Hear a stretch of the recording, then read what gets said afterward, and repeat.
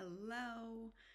I hope this message finds you doing as well as can be expected today. I know that everyone is going through a variety of feels and emotions.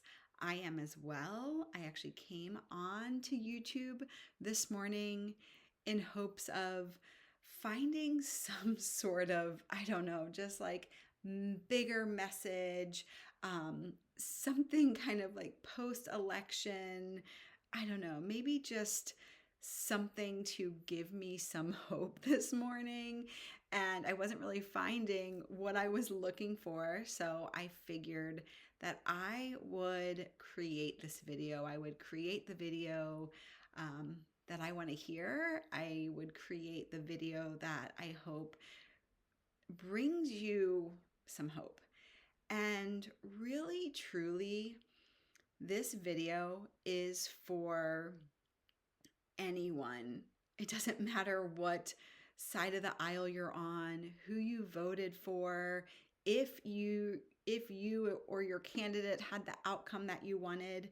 This video is really a response to just the divisiveness that I see and feel.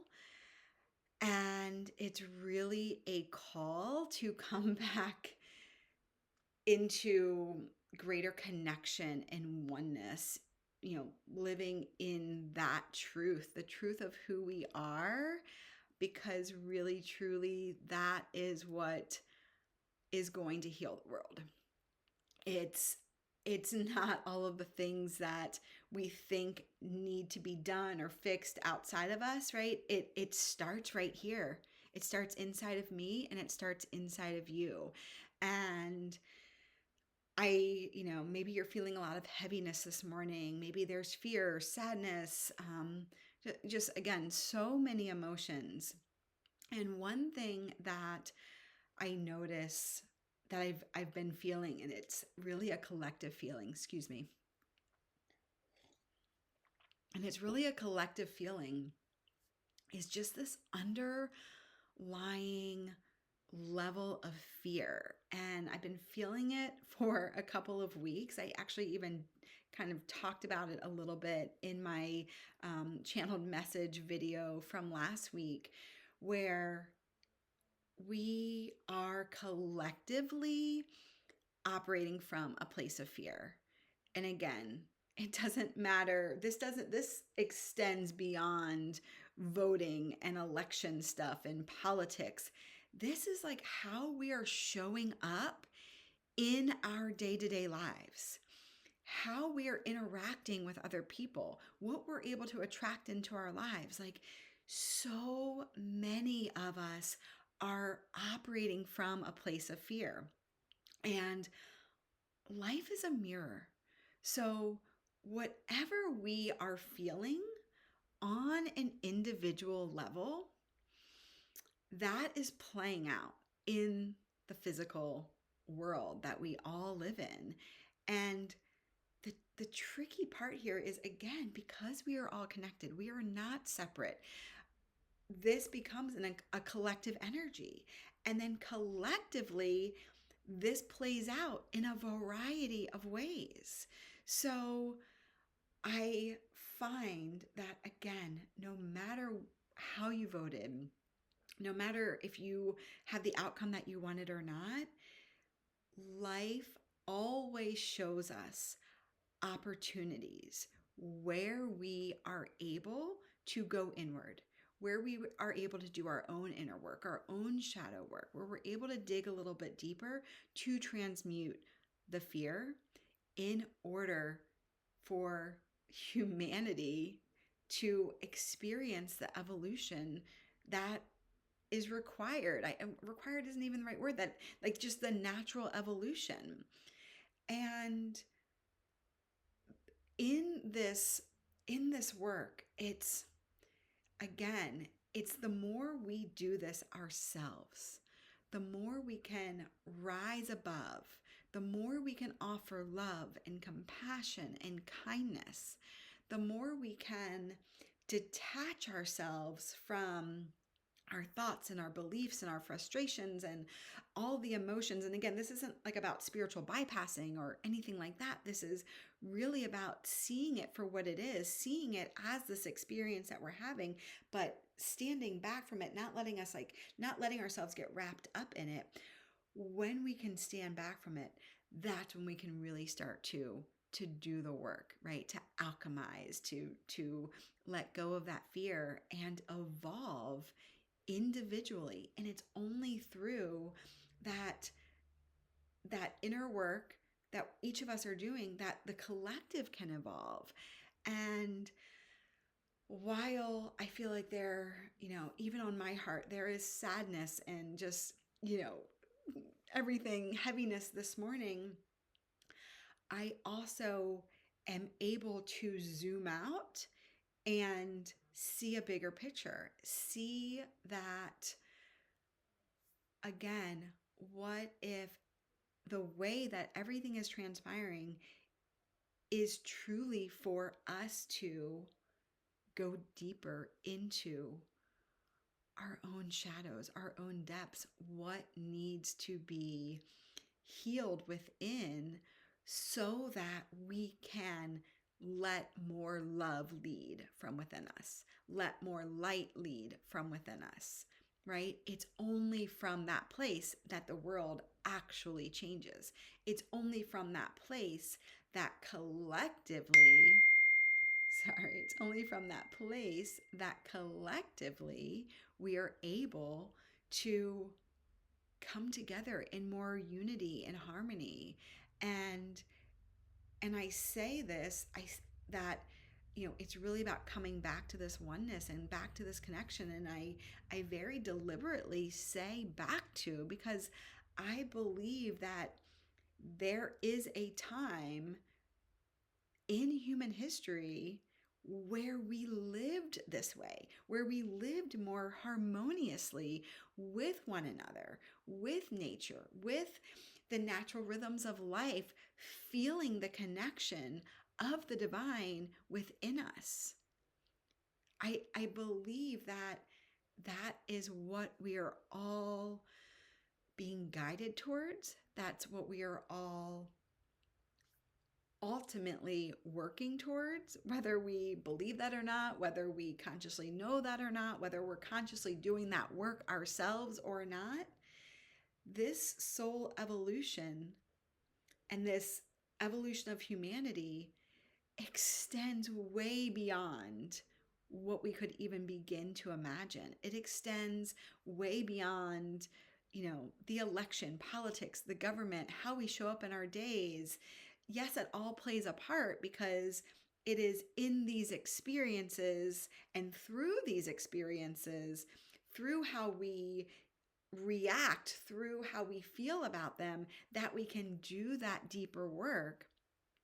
That is ultimately what is going to, again, evolve humanity. And I get it. It feels so hard and so heavy, but just for a moment, can you reconnect to the divine within? Can you come back to your heart space?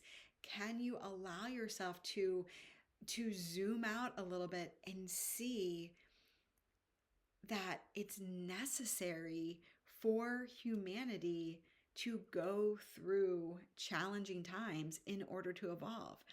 Think about how you personally evolve, right? When you go through something that's hard and you emerge on the other side of it as a stronger person, as maybe a more, maybe more aligned with your values, maybe truer to yourself, maybe happier, whatever it may be, right?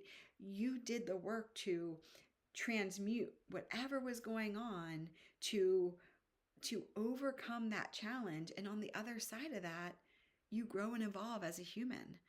And I believe that this is what we are all being called to do in this moment. And again, it does not take away from some of maybe the heaviness that you may feel right now, and whatever's coming up, and really truly honoring that, honoring whatever is present for you. Maybe right now, if it just feels Good. Just breathing into your heart space, closing your eyes if that feels okay to you, lowering your gaze, taking some breaths with me, knowing that this present moment is all we ever have. And we don't need to live in the past and live in the fear of the future. That the more present we are able to be, the more connected we are able to be, the more grounded, the easier it is to see how life is working out for each and every one of us, the easier it is to see that it's going to be okay. But again, it takes all of us.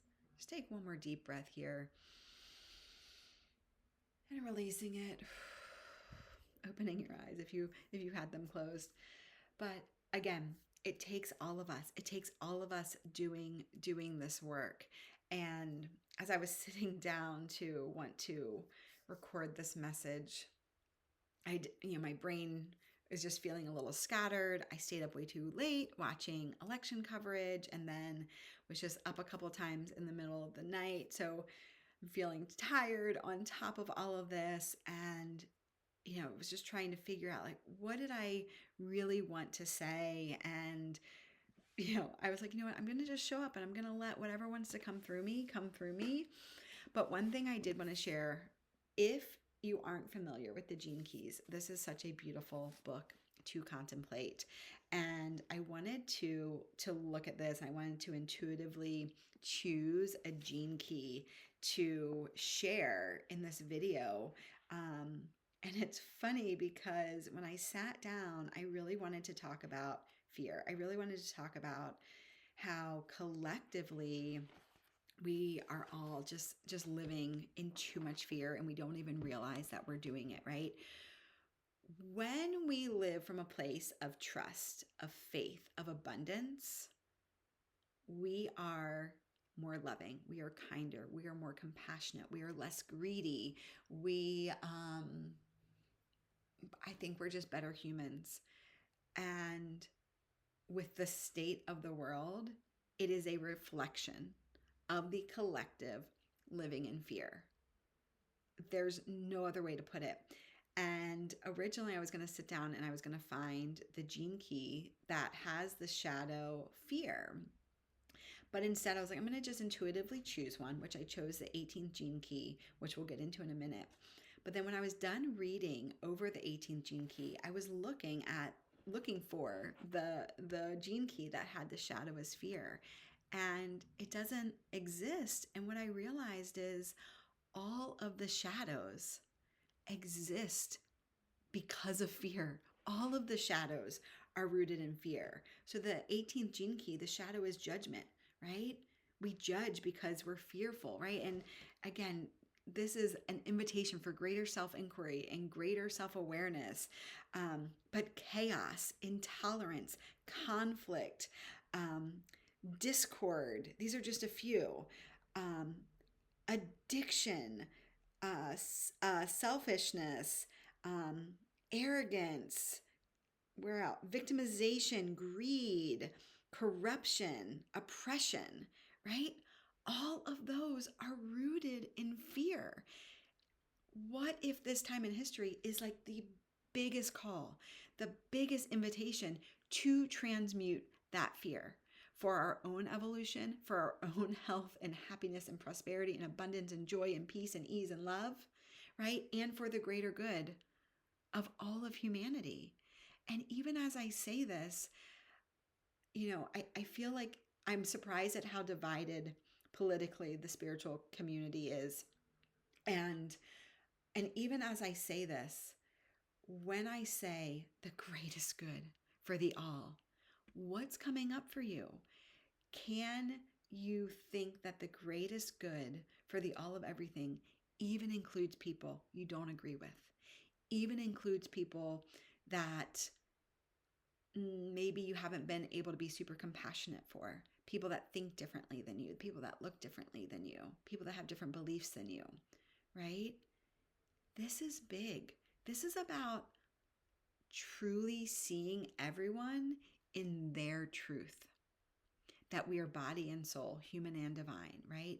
We each have a soul, and that soul is connected all around the world. I like to see it as like this like giant web, and we're all just our own bright lights, connected in the web, all here to share our gifts, all necessary, all needed, all here for this greater unfolding, this greater evolution that must happen. That must happen because you're here, because each and every one of you are here. That must happen because you're living in your truth and you're sharing your gifts and you're moving from a place of love and compassion. But in order to do that, you have to do the deeper work. You have to go inward. You have to let go of whatever fear you are still holding on to and live from a place of abundance. Okay, so let's move into the 18th gene key. Again, I intuitively chose this, and I find it to be so perfect for today. So, 18th gene key, the healing power of the mind. The shadow is judgment, the gift is integrity, and the city is perfection. Okay, so this is super long, but I'm going to read just a couple little excerpts here that that really resonated with me, and I want to just share them and hope that they resonate with you and give you something to also contemplate on. The 18th shadow gives rise to a collective phenomenon in the world known as the victim mind. The victim mind is a conglomeration of all the undermining, judgmental thought patterns throughout the world.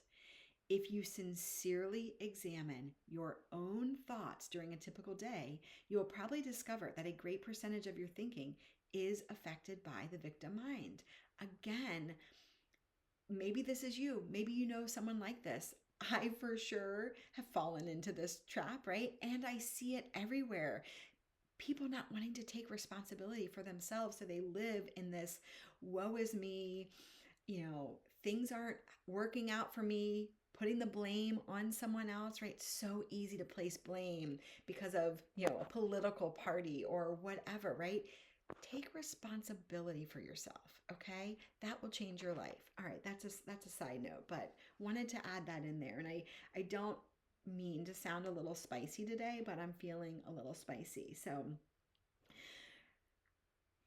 in other words, you are allowing your mind to be influenced by the collective negative thought pattern of the whole of humanity. Again, can't we see that playing out? Again, it feels like the whole world right now is afraid of something, right? Not connected to the divine, not realizing that things can be easier, things can be better, right? But instead we're choosing fear, and we feel the heaviness of that.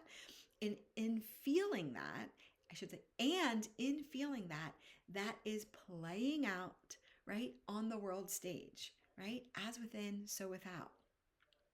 The true import of this last statement can come as a huge shock to many people. The world of the victim mind is an inner world of gossip, complaining, and worrying. Again, it's so easy to get caught up in this and feed into this. We think of media, we think of social, right? Just seeing everyone else complaining and worrying, and then it's not even your stuff, but it's so easy to get wrapped up into the energy of that. And again, not just in transmuting the fear, but use this as an invitation to step back and be like, oh my gosh, how am I not standing in my own power? How am I allowing the collective to infiltrate my own energy space, right?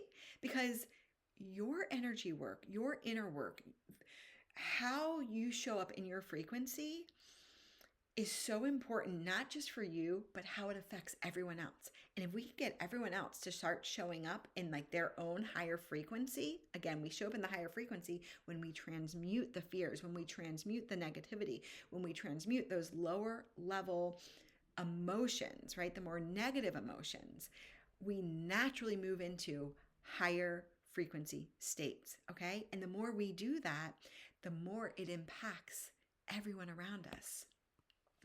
Okay. All right, so this is what I love and why I thought this was so perfect, okay? What is so fascinating about the 18th shadow is that the details of the judgments themselves are utterly irrelevant. It doesn't matter what your political views are or how much you might detest or disapprove of someone. The only thing that matters is how seriously you take your own judgments. If your identity rests on your judgments, then everywhere you go, you will stir people up negatively. Not through your opinions, but through the turbulent frequency you put out into your environment. Again, like we all know this, we feel this, right? Even the other day, someone was, talking to me about a conversation that they were having at work, and it was like really negative, and they were like, I just felt myself like I wasn't even in a bad mood, but just instantly my mood changed because I was caught up in the negativity of their story. It's like, yeah, exactly. If your identity rests on your judgments, then everywhere you go, you will stir people up negatively. Sorry, reading that again. Not through your opinions, but through the turbulent frequency you put out into your environment. Clearly, it needed to be said again, so I did. Even if your judgment feels positive to you, the chances are it will still be misread by others just because you hold it so tightly. The themes um, of the shadow can become easily obsessed with details, and the victim mindset can fixate on the tiniest and most irrelevant details in life. Okay, so, all right, so that is the shadow. You can see judgment. I mean, judgment just is existing everywhere right now, but the trick is detaching from it. What do I mean by that?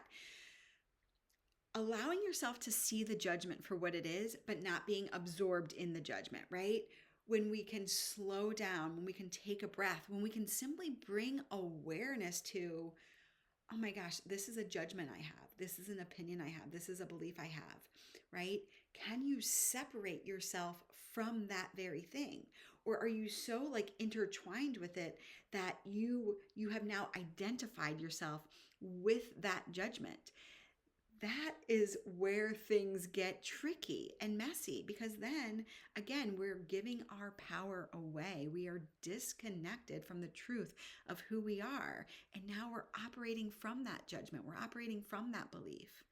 And just to kind of go, into manifestation, if you want to create more joy and abundance and peace and all the things, you have to be aligned and embodying the frequency that you want, the thing that you desire, right?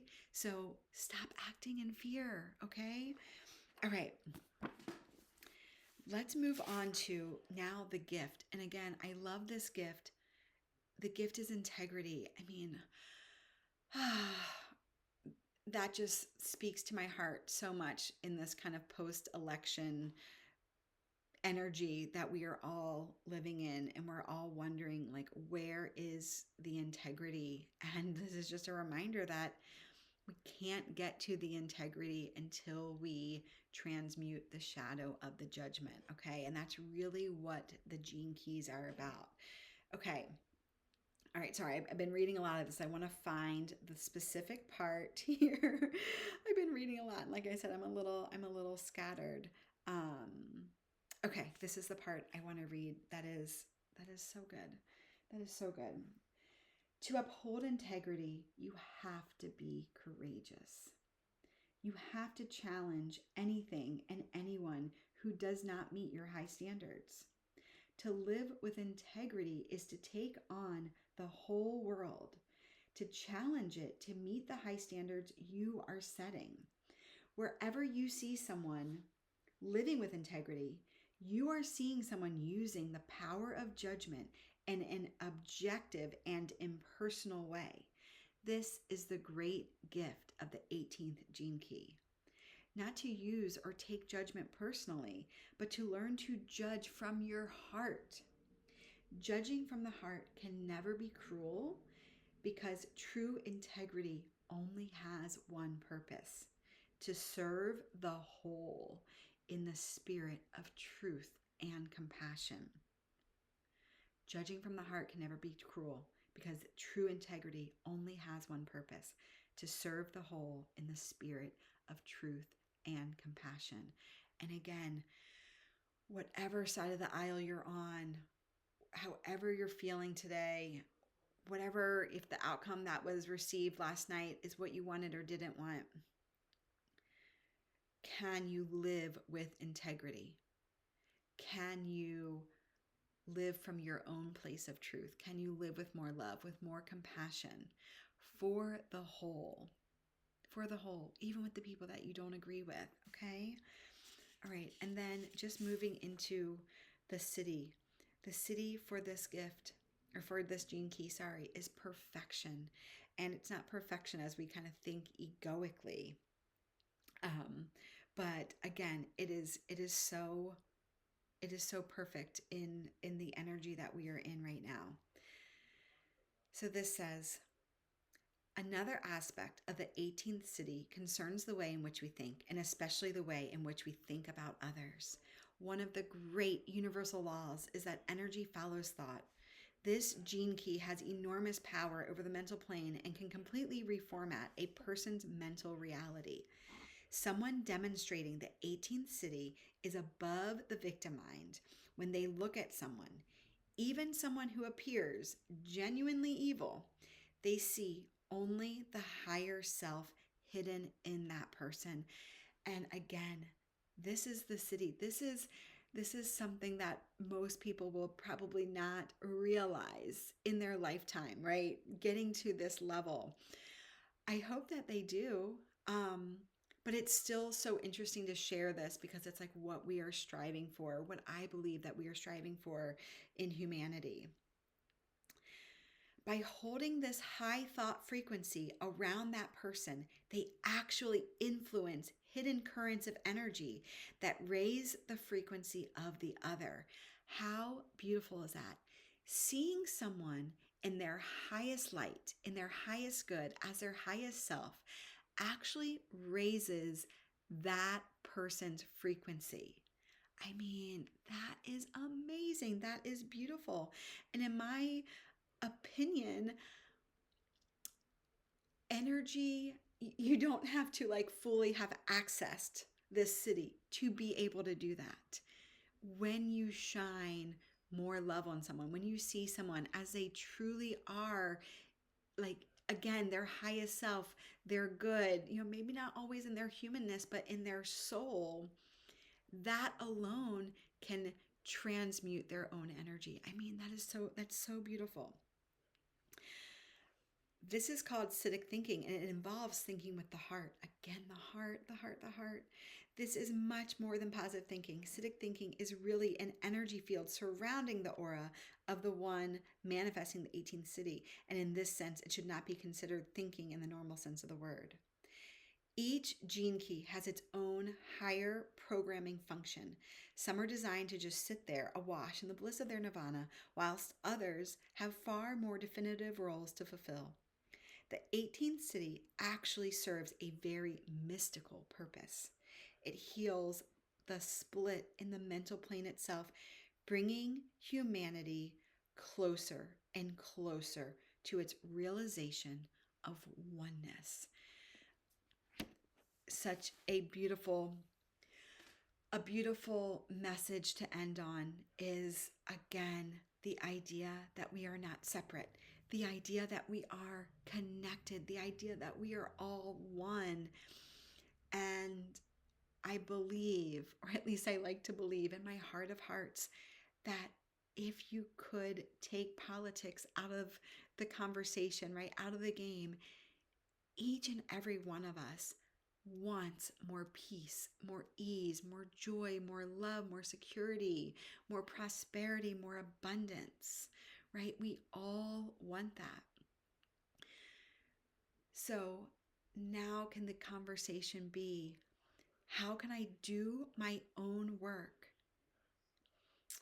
Again, not because we're selfish, not because we've forgotten everyone else, but in, again, transmuting our own fears, right? In doing the work ourselves, so that in raising our own vibration, collectively the vibration raises. Collectively, we can transmute the fear. Collectively, we can live and act from a place of oneness. And from that oneness, how do we show up, right? We love one another. We have compassion. And gosh, I just would invite you, if you're listening to this and you don't feel that, or you don't believe that you should love everybody no matter what, or have compassion towards everyone no matter what they look like or where they're from or what they believe, I invite you to go deeper, go inward. Why is that? What's hard on your heart? What's ready to be released? We are in this beautiful season of Scorpio, which is inviting us into the depths of ourselves to uncover the light, to release whatever is no longer serving us, and not even us, but no longer serving humanity. And again, we are constantly evolving. It's We're constantly doing that soul work, and it's a beautiful journey. And I believe that it's this journey that again will change the world. We need to come back into our own power. Our power that is rooted in love, our power that is rooted in the connection to the divine that lives inside of us. Doesn't exist like this outward thing that we need to seek or find. It's right here. And it's only when we come back to here that we realize that we actually have everything that we want. And when we realize that we already have everything that we want, and we get to choose how we feel, we get to choose how we show up, we get to choose what we want to manifest and attract into our lives. And from that place, there's no more fear, right? There's no more victim mind. There's no more thinking that it's someone else's job to give me the things that I want, or that I don't have what I want because of someone else, right? Placing blame. Start taking responsibility for your own thoughts. Start taking responsibility for how you want to feel. Again, and I'm saying this with so much love, and again, I know that this day is heavy, and I know that there's a lot of emotion around that. And this is not like a spiritual bypassing, like just feel better. This is truly a coming back to your own truth in pursuit of greater connection to the oneness of everything. And that's what's going to heal the world. That's what's going to heal our planet.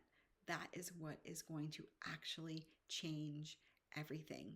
So really, no matter what side you're on, even getting caught up in the politics. And again, I do this too, right? I am not totally free of this. Like, I am working on this, but even getting caught up in the politics of everything is still, putting so much outside of ourselves. We have the power to make the change, right? Again, not just in our own lives, but collectively.